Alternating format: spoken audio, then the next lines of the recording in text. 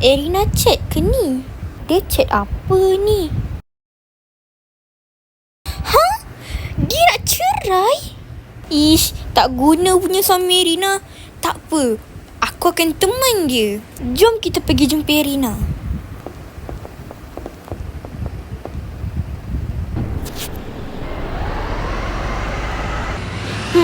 Agak-agak kan macam manalah perasaan Erina ya.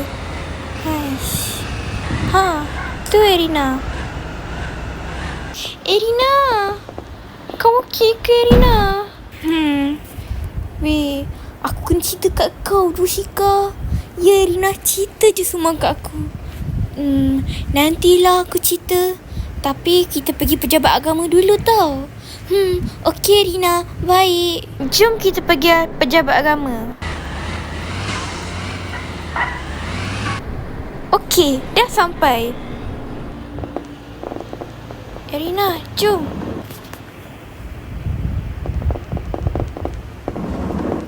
Rina, kau okey ke tak ni? Aku okey je. Tak apa, kalau kau ada masalah apa-apa, kau cerita je kat aku. Aku akan dengar. Baik Cika, kaulah sahabat sejatiku. Hihihi.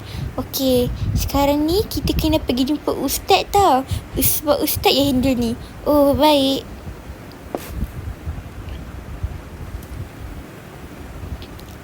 Inilah bilik ustaz tu.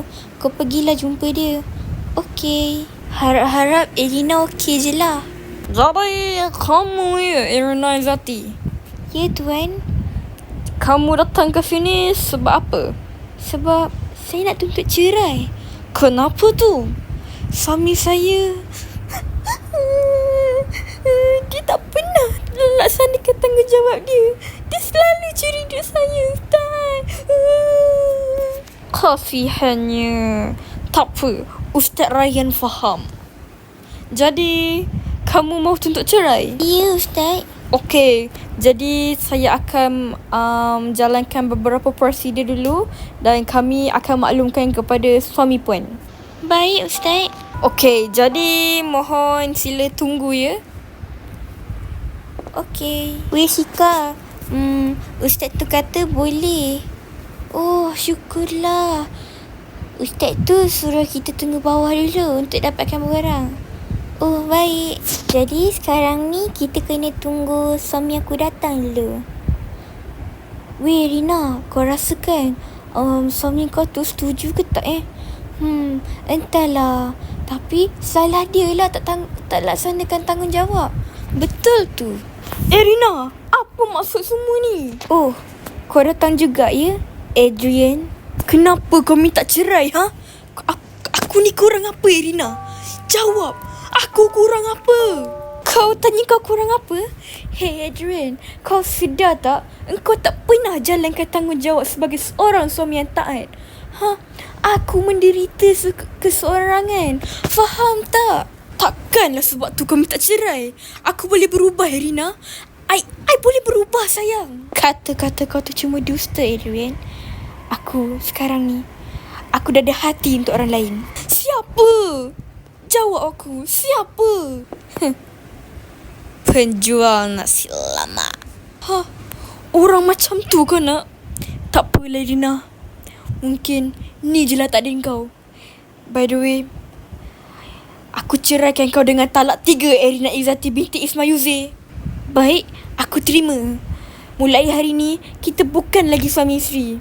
Tak apalah Rina. Semoga kau bahagia je dengan penjual nasi lemak yang miskin tu. Kau ingat kau kaya sangat? Duit meminda aku. Bodoh betul lah gerasi ni. Fuck you. Rina, kau okey ke tak ni? Aku okey je. Tak apa, jangan risau. Semoga kau bahagia tak dengan penjual nasi lemak tu. Tak apa, aku ada di sisi kau. Terima kasih Rashika. Jom kita balik. Jom. Okay guys, dah tamat. By the way, kalau korang tak perasan sangat, nama suami Erina ni, nama dia Adrian. Itulah. Okay, thank you for watching. By the way tadi kan sains aku jawab merapu lah. Tak, RBT lagi aku jawab merapu Asyik-asyik jawapan tinggi panjang tinggi rendah tu je lah aku jawab. Aku malas betul dengan Cikgu Aida Babil ni. Tak apalah, bye-bye.